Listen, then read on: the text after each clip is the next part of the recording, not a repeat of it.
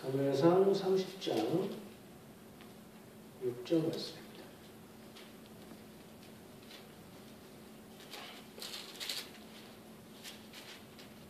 한 장도 가면 끝이에요.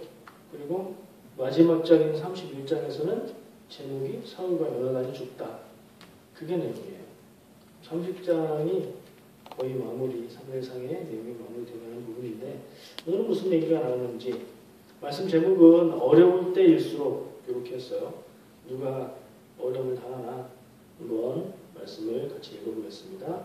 30장 6절 말씀입니다. 함께 봉독하겠습니다.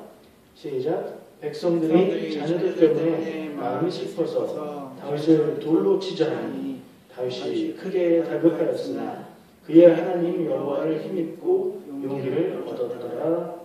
아멘. 다시 옛날로 돌아간 것 같아요. 모세가 이스라엘 백성을 데리고 광야를 지날 때 많이 듣던 얘기예요. 모세를 죽이려고 막 돌을 쳐서 죽이려고도 하고 모세한테 반역하기도 하고 원망하기도 하고 그런 분위기인데 왜 이런 일이 생겼을까 이야기를 나눠보도록 할게요.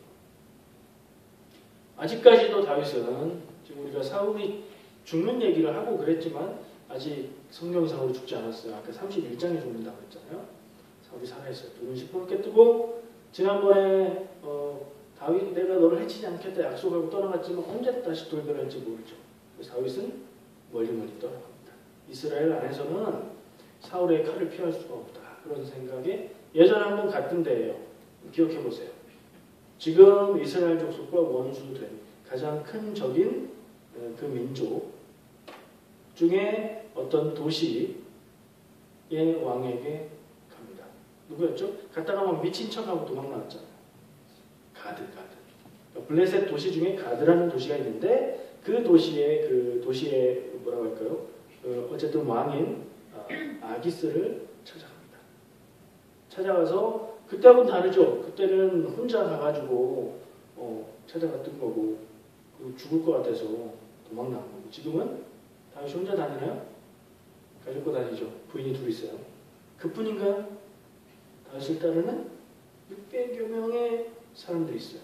600여 명의 사람이 아마도 병력에 군사들이 그리고 그에 딸린 식솔들까지 있어요.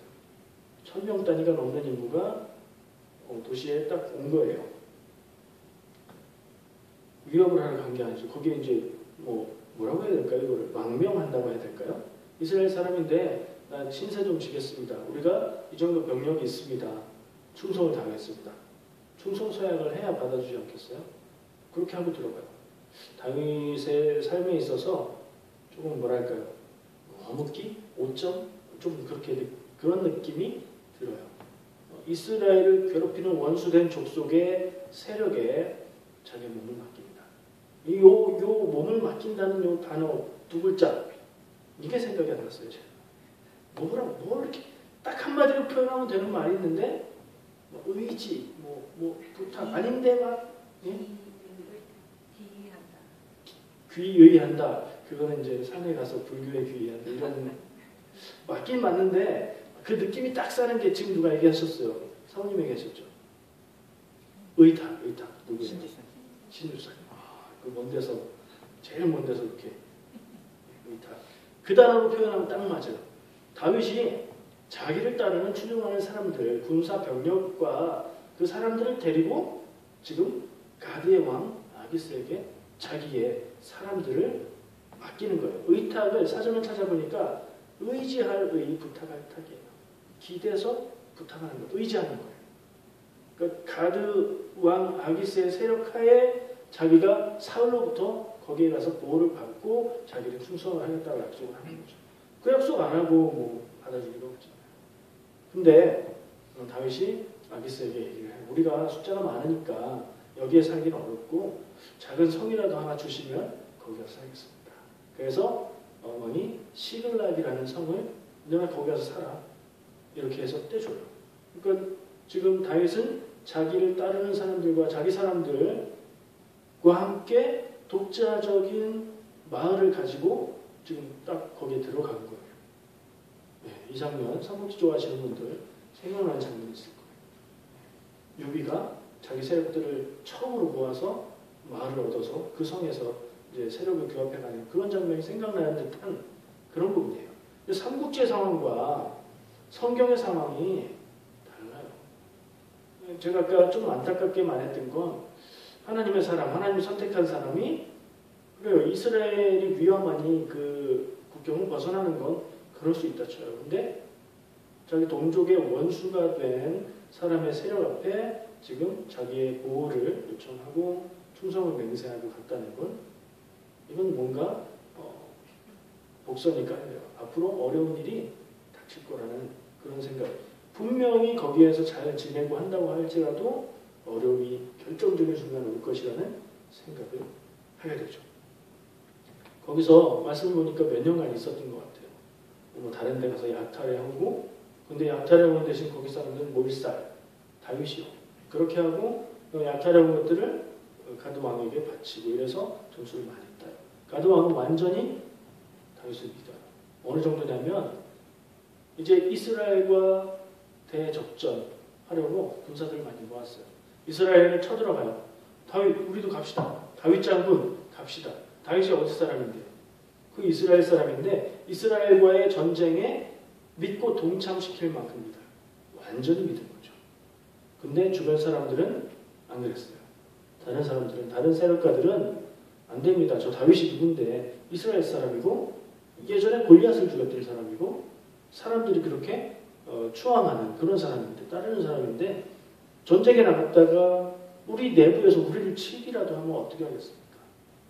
그래도 아기스는 다윗을 믿어요. 그런데 다른 사람들이 다윗과 함께 나가면 전쟁에 안 나가겠다고 하니까 어쩔 수 없이 다윗군을 돌아가게 해요. 다윗이 거기서 안 그래도 그 상황을 한번 상상해 보세요. 뭐 이래저래 해서 충성을 다하는 듯한 모습을 보여서 신임을 다 얻었어요. 근데 이거 어떡하지 싶은 거예요. 전쟁에 따라 나가긴 해야 되겠고 자기의 몸과 자기 혼자만이 아닌 식구들을 다 책임져야 되는데 지금 동족과 전쟁을 하게 생긴 판이고 어떻게 해야 되나 고민이 있었겠죠. 그런 상황에 안 되겠소. 장군은 돌아가시오. 하니까 속으로는 아마도 잘 됐다 싶었을 것 같아요. 그러면서 큰 소리 쳐요. 아니 왕이시오. 내가 언제 불충한 모습을 보인 적이 있습니까? 왜 나를 못 믿습니까? 하면서 큰 소리 치면서 군사를 물려서 시글락 자기네 집 성으로 돌아갑니다. 여기까지는 뭐 괜찮았어요. 돌아가던 큰일이 난 거예요. 군사들이 성을 비운 사이에 시글락 성을 아말렉 족속이 쳐들어와서 약탈했어요. 약탈하면 보통 어떻게 하죠? 막 죽이죠. 근데 죽일 필요가 없어요. 왜요? 싸울 사람들은 다 전쟁에 나갔으니까. 군사들은 다 지금 나갔으니까 아말렉 사람들이 쳐들어와서 보니까 노인들, 여자들, 어린이들밖에 없는 거예요. 뭐라고 그러죠? 손 안 대고 굽힌다고 하나요? 싹 다 잡아갔어요. 뭐 피 하나 볼 거 없이 싹 다 잡아간 거예요. 그러니까 다윗과 군사들이 돌아와서 보니까 동네 분위기가 이상하고요. 사람이 없어요. 알고 보니까 아말렉 족속들이 쳐들어와서 사람들을 다 잡아간 거예요. 그 사람들은 누구예요? 군사들의 아내요, 부모요, 자녀들이죠. 이 군사들의 가족들이잖아요. 이 군사들의 마음이 어땠을까요? 너무 슬프고 괴롭고 답답하고 원통하고 막 그랬겠죠. 그 마음을 어디다 풀어요?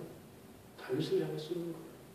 왜냐하면 사실 다윗에게 책임을 물을 만한 어쨌든 다윗은 지금 책임자 역할을 하고 있잖아요. 그리고 다윗이 이전에 이 아말렉 족속을 가서 약탈하고 괴롭힌 적이 있어요. 쳐들어가서 싸웠던 적이 있어요. 원수 맺은 거잖아요. 그것도 원망스럽고 여기까지 우리를 데려와서 이렇게 하고 있는 것도 원망스럽고 어느 정도냐? 이 다윗을 돌로 치자, 죽여버리자 라는 분위기가 험악하게 온 거예요. 이 말씀이 오늘 본문을 읽은 말씀이 사실은 쭉 읽는 과정에 앞에 얘기가 흥미진진하고 뒤에 얘기가 또 신기하고 그래서 그냥 넘어가기 쉬운 말씀이었어요. 예전까지는. 근데 한 달에 한 번씩 설교 본문을 정하느라 쭉 읽는데 그때는 이 부분이 딱 눈에 걸리더라고요. 왜 그러냐면요. 다시 한번 본문 말씀을 제가 읽어볼게요. 백성들이 자녀들 때문에 마음이 슬퍼서 다윗을 돌로 치자 하니 다윗이 크게 다급하였으나. 여기까지 상황을 우리가 알죠? 지금 다윗이 아주 위기에 처한 거예요. 그러나 그의 하나님 여호와를 힘입고 용기를 얻었더라. 그런 상황에 하나님을 힘입어서 하나님이 주시는 힘을 가지고 용기를 얻었다. 세 번역으로 한번 다시 볼게요. 군인들이 저마다 아들, 딸들을 잃고 마음이 아파서 다윗을 돌로 치자고 말할 정도였으니 다윗은 큰 공경에 빠졌다. 그러나 다윗은 자기가 믿는 주 하나님을 더욱 굳게 의지하였다. 좀 전에는 다윗이 누구한테 의탁했다고? 블레셋 가드의 왕 아비스에게 자기와 자기 식솔들을 다 맡겼어요. 의지했어요. 그 결과 이런 일이 생긴 거예요. 그때 다윗은 하나님을 의지해서 마음의 평화가 얻었어요.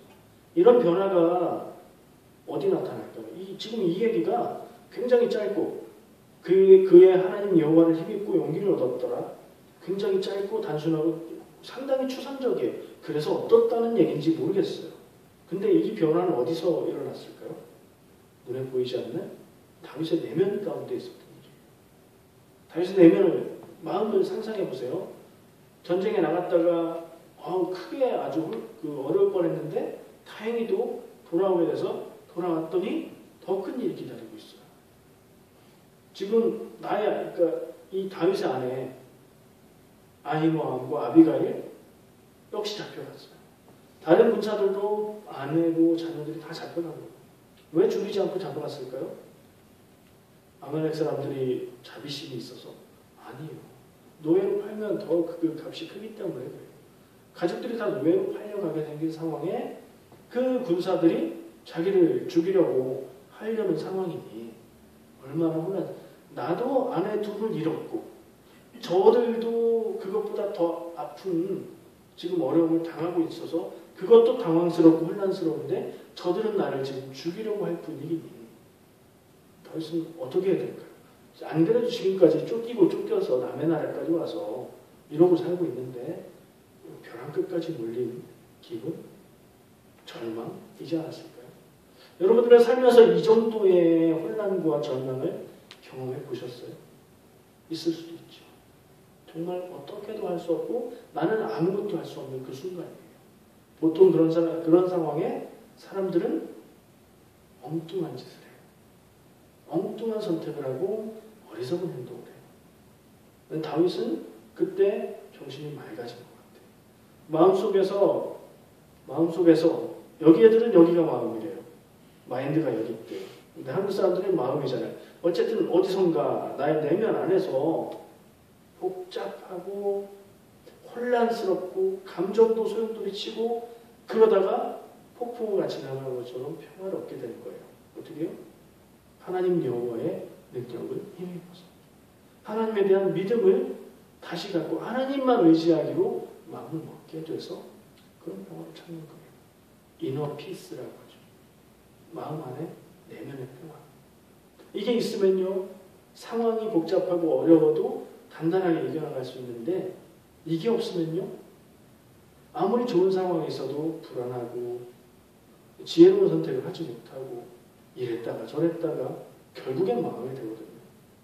여러분도 마음 안에 이런 평화를 소유하시기 바랍니다. 다윗처럼 하나님을 의지함으로 얻는 평화를 소유하시기 바랍니다. 왜 어려울 때일수록이라고 제목을 붙였을까요?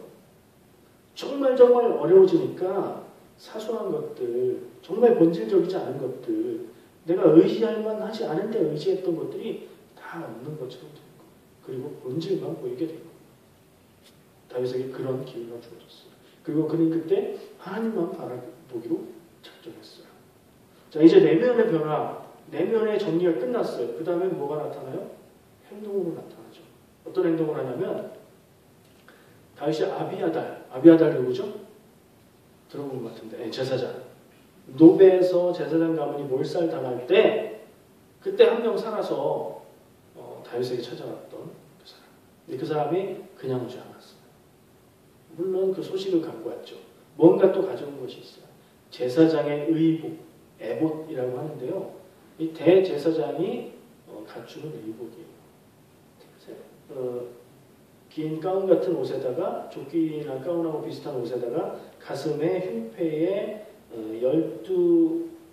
12지파를 상징하는 보석들을 박은 그것을 한 제사장의 복장이에요.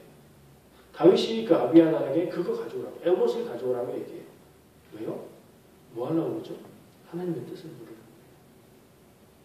제사장의 복장을 갖추고 와서 그걸 통해서 하나님의 뜻을 묻습니다. 하나님, 우리가 지금 그들을 추격하면 따라잡을 수 있을까요? 이렇게 물어요. 그러니까 하나님은 지금 출발하면 따라잡을 수 있고 모든 가족들을 안전하게 되찾을 것이다. 라고 하나님 답을 주세요.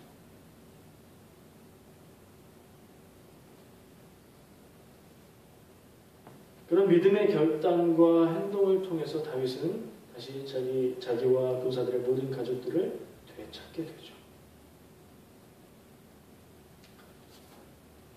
어려울 때일수록 우리가 먼저 생각해야 되는 게 있어요. 어려울 때일수록 생각하기 어려운데 어려울 때일수록 그 생각을 해야 돼요. 염두에 둔다는 말이 있죠. 염두가 뭐죠? 생각의 머리예요. 생각하는 제일 첫 번째에 그걸 놔두는 게 염두에 두는 거예요. 네. 하나님의 뜻을 염두에 뒀어요. 하나님의 뜻을 먼저 구했어요. 그랬더니 갈 길이 열렸고 깜깜한 것 같았는데 하나님의 인도하심이 있어서 일이 해결이 돼요. 여러분들이 그런 어려움 겪으실 때 뭐 작은 거라도 혼란스럽고 어지럽고 어떻게 해야 될까를 모를 때 그런 때가 하나님의 뜻을 구할 때인 믿습니다. 더욱더 평소에도 그렇지만 어려울 때일수록 가장 우선적으로 하나님의 뜻을 구하는 게 올바른 순서예요. 보통은 어떻게 해요? 좀 어려운 일이 닥치면 걱정하죠. 걱정하고 고민하다가 다른 사람하고 의논도 하고 도와줄 수 있는 사람들 찾고 그러다가 그게 다 안 되면 정말로 다른 답이 없으면 그때 하나님 앞에 기도하고 그때 하나님 앞에 기도하면서 풀려지지 않으면 하나님 원망하고 그러기 쉽죠. 순서가 바뀌면 일이 달라져요. 안 되는 얘기 하지 말고 되는 얘기를 할게요. 하나님의 뜻을 먼저 구하는 방향으로 우리가 순서를 바꾸면 하나님의 답을 먼저 얻게 되고 다른 사람들은 아닌 길이라고 하고 내가 볼 때도 답이 없어 보이지만 하나님이 주신 답이므로 우리가 믿고 발걸음을 내딛을 수 있어요. 그 마음에 평안이 있고 그렇게 나아갈 때 그 길에 살아나는 길, 풀려지는 길, 해결되는 길이 있을 줄 믿습니다. 이게 쉬운 일이 아니에요. 어려울 때일수록 위급할 때일수록 하나님의 뜻을 구한다. 원칙적으로는 다 동의하시겠지만 그런 경험을 딱 겪으면 안 돼요. 우리가 큰일을 딱 당하면 머리가 하얘진다고 표현을 하잖아요. 뭐 먼저 해야 될지 몰라요. 가족이 물에 빠졌어요. 뭐 해야 돼요? 구할 수 있으면 구해야 되고 누군가는 신고해야 되고 건졌으면 또 심폐소생술을 해야 되고 이게 상식적이잖아요. 근데 정말 그 일을 당했는데 나 혼자밖에 없으면 그게 순서대로 되지 않아요. 어떻게 해야 돼요? 미리 그 일을 생각해 놓고 연습을 해보고 그렇게 했을 때 그게 되거든요. 그게 훈련이에요.